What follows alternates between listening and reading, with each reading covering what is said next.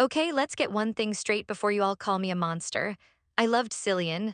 God, maybe I still do. He's the kind of man your mother prays you'll bring home. Steady job in logistics, remembers the anniversary of our first date, and the anniversary of the day we adopted our ficus tree, and has a 5-year financial plan mapped out in a terrifyingly neat Excel spreadsheet.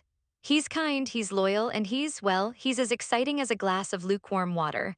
Our weekends were a predictable, comfortable loop. Friday night was for homemade pizza and a documentary, usually something about industrial design or the history of concrete. His idea of a thrilling discovery was finding a new brand of ethically sourced whole bean coffee that was 10 cents cheaper per ounce. For the first 2 years, that stability felt like a warm blanket. It was safe, it was adult. But recently I fell in with this new group of friends. My friend Zara is the center of it, a whirlwind of chaotic, magnetic energy who can turn a trip to the DMV into a 3-act play. Their lives are a constant stream of dramatic text screenshots, whirlwind romances that burn out in a blaze of glory, and hilarious dating app horror stories. Every brunch felt like a writer's room for a prestige TV drama. Last week, it was Maya's saga with the musician who only communicated through cryptic song lyrics. The week before, it was Chloe's dramatic breakup that involved a thrown glass of wine and a surprise trip to Mexico. And then there was me, Ember. My biggest relationship drama last month was a 10-minute debate over whether Cillian's new organizational system for the spice rack was alphabetical or thematically grouped. I tried once to share a cute story about him. It was met with polite smiles and a silence so awkward you could hear the ice melting in our mimosas. I felt less like a person and more like a beige wall. My quiet, stable love story wasn't a story at all. It was a footnote. Cillian's sensible goodness started to feel less like a comfort and more like a cage, one that was keeping me from being as interesting, as vibrant as them. I loved the man, but I was starting to resent the narrative he gave me, and I know how awful that sounds, but it's the truth. It happened at one of those brunches, the kind where the mimosas are bottomless and so is the gossip. Sunlight streamed through the big cafe windows, glinting off a dozen carefully curated rings and clinking champagne flutes.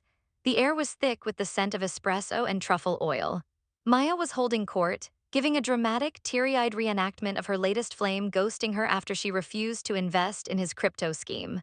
The table was a symphony of sympathetic groans and righteous anger. He's literal trash, Zara pronounced, delivering the final verdict. Then the spotlight swung. Zara, ever the conductor of chaos, turned her perfectly made-up face to me. Ember, you're always so quiet. Cillian must be a literal saint.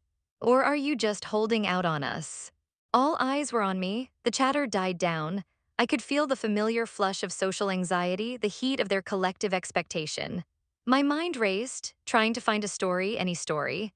I could tell them about how Cillian had woken up at 5 a.m. to bake me a birthday cake from scratch because he knew I liked the smell of it filling the apartment in the morning.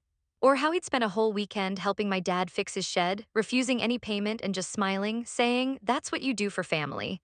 But I saw their faces, hungry for drama, and those stories felt like serving plain toast at a banquet. A different, uglier impulse took over. The words tumbled out before I could chain them down. A saint? God, no, I scoffed, forcing a laugh that sounded brittle even to my own ears. He's a lot, you know. Their eyes widened, I had them, the lie came so easily it scared me. Like the texts, I began, leaning in conspiratorially. He texts me every day exactly at 12:15 to ask if I've eaten lunch. Every single day. I rolled my eyes, a gesture I'd seen Zara use 100 times. It's not sweet, it's surveillance, it's like he has a little GPS chip in my brain. The reaction was immediate and intoxicating. "Oh my God, Ember, that's so controlling," Maya gasped, her hand flying to her chest in theatrical shock. "That's classic soft control," Zara declared, pointing a fork laden with avocado toast at me like a scepter. "It starts with lunch texts, then it's who you can see, what you can wear. He's establishing a pattern of dependency." I felt a dizzying rush of validation. For the first time, I wasn't the boring one, I was one of them, so I kept going, feeding the fire. Cillian's gentle suggestion that I not walk home alone through a sketchy neighborhood late at night, I twisted it into a paranoid attempt to control my social life and keep me locked up. His careful budgeting for our future house. He was financially manipulating me, a subtle way to make me feel guilty for any small indulgence. Each lie was a hit of dopamine, each gasp of sympathy a confirmation that I was finally interesting. I was crafting a new character for myself, Ember, the tragic, resilient woman trapped in a subtly suffocating relationship, and they were eating it up. I walked away from that brunch feeling sick with guilt, but also buzzing with a dark, thrilling sense of belonging. That first brunch opened the floodgates. My performance became a recurring bit, a dark sitcom starring me as the long-suffering heroine and Cillian as the unwitting villain. Every normal, slightly boring thing he did became fodder for my next story. I started a dedicated group chat with Zara and Maya titled Project Freedom, where I'd post updates on my oppression. It became a game, a sick, addictive one. Cillian bought a new, ridiculously ergonomic office chair to help with my back pain after I'd complained for weeks. I sent a picture to the chat with the caption, "He's trying to chain me to my desk." Literally, next he'll be installing an ankle monitor. He made a healthy dinner of grilled salmon and asparagus because he knew I was trying to eat better. He's policing my food now. Welcome to my personal culinary prison. Last night's crime, wanting a piece of chocolate. The more I lied, the more I started to see him through the distorted lens I had created. His quiet nature, which I once found calming, now seemed suspiciously secretive. And his biggest flaw, the one thing that was genuinely, if mildly, frustrating, became my main source of material. Cillian was deeply conflict-averse. He had this habit when he was upset or stressed, he wouldn't argue, he'd just get very quiet and start cleaning. He'd organize the bookshelves by genre and author, deep clean the kitchen grout with a toothbrush, fold all the laundry with a terrifying military precision. It was his way of processing, of creating external order when he felt internal chaos. It was a classic, if maddening, case of passive aggression. But in my narrative, this wasn't just a communication flaw, it was a weapon. He's giving me the silent treatment for hours. I'd text the girls, usually while he was silently scrubbing the stovetop beside me. He's punishing me for wanting to go out with you guys instead of staying in to watch a 3-hour documentary on the history of Swedish furniture design. The girls, of course, fueled it. "That's emotional abuse, Em," Zara would text back instantly. "He's creating a hostile environment to control your behavior. You need an exit strategy." Amidst this escalating narrative, a memory surfaced, one I had conveniently and deliberately buried. It was from early in our relationship, one of those late nights spent sharing secrets and histories. We were talking about our exes, and he told me what ended his last serious thing. "She used to make fun of me in front of her friends," he'd said, his voice quieter than usual, his eyes fixed on a loose thread on the blanket. Not in a cute, teasing way. "She'd mock my job, saying I just play with boxes all day. She'd imitate my dad's accent. She did it to get a laugh, to make herself seem cooler, I guess. It was like she was ashamed of me." He looked at me then, his gaze so direct and vulnerable it felt like he was looking straight into my soul. "I can handle almost anything, Ember. Disagreements, bad days, stress. But I cannot handle the person I love turning me into a punchline for other people's entertainment. That's a line for me, a hard line. It's the ultimate betrayal." At the time, I'd squeezed his hand and promised I'd never, ever do that to him. I'd meant it with every fiber of my being. But now, that memory felt like a ghost in the room, watching me type another exaggerated complaint into my phone, its voice a faint whisper of warning I was actively, determinedly choosing to ignore. The climax of my stupid, self-inflicted drama happened at Zara's birthday party. It was one of those effortlessly cool warehouse parties with fairy lights strung between exposed pipes, a bar serving overpriced craft beer in plastic cups, and a DJ playing music that was just a little too loud for actual conversation. Cillian, bless his heart, had tried. He hated these kinds of scenes, the forced mingling, the shouting over the bass, but he came because it was important to me. He wore the new shirt I'd bought him, he made awkward but polite small talk with my friends, and for the first hour he stood by my side, a quiet, solid anchor in my sea of loud, trendy people. But the drinks were flowing, and my ego was demanding to be fed.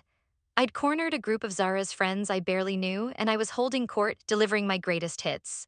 I felt like a stand-up comedian, each laugh and sympathetic head nod fueling my next line. I was in the middle of a particularly embellished story about how Cillian had insisted. We spent a whole weekend alphabetizing our book collection. A complete and utter fabrication born from a 5-minute conversation where he'd merely suggested it might be a fun project someday. "I mean, who does that?" I finished with a dramatic eye roll, and the group erupted in the desired laughter. That's when I saw it. Maya, flushed with cheap Prosecco and a misguided sense of white knight justice, broke away from our group. Her movements were unsteady but determined. She weaved through the dancing crowd, a woman on a mission, and headed straight for Cillian. He was by the wall, politely listening to one of Zara's cousins drone on about his tech startup. A cold, metallic dread washed over me. It was like watching a car crash in slow motion. I tried to call out her name, but the sound got lost in the thumping music. I watched paralyzed as she clapped him on the shoulder, a gesture far too familiar for a near stranger. My ears were ringing from the bass, but I could read her exaggerated, slurring lips clear as day. Hey man, she said, her voice dripping with the kind of condescending pity one reserves for a kicked puppy. You should really give Ember some space. She's not your prisoner, you know. The world seemed to slow down.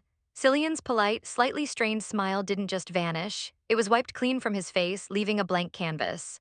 I saw a flicker of utter confusion, the look of a man trying to solve a complex equation that made no sense. His brow furrowed. Then his eyes darted from Maya's smug, self-satisfied face over to me, standing frozen in my circle of listeners. He saw the guilty horror on my face, the way my audience was now watching him, watching the scene unfold like it was the season finale of the show I'd been producing for them. And in that one devastating, silent moment, he understood everything.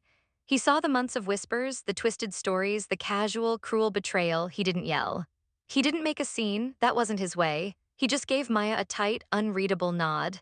Then he looked at me, and his expression was something I had never seen before and hoped to never see again. It wasn't anger, it was worse. It was a profound, hollowed-out disappointment. It was the look of someone watching a beautiful photograph burn to ash in their hands. He gave me a tiny, almost imperceptible shake of his head, turned and walked out of the party without a single word, disappearing into the night. I stumbled home an hour later, my buzz replaced by a nauseating mix of fear and adrenaline. I rehearsed my lines the whole way. I'd be angry, defensive. I'd blame Maya for being a drunk idiot. I'd blame him for being antisocial and making things awkward. I was ready for a fight, ready to twist this into being his fault too. But there was no fight. When I opened the door to our apartment, the scene was quiet and surreal.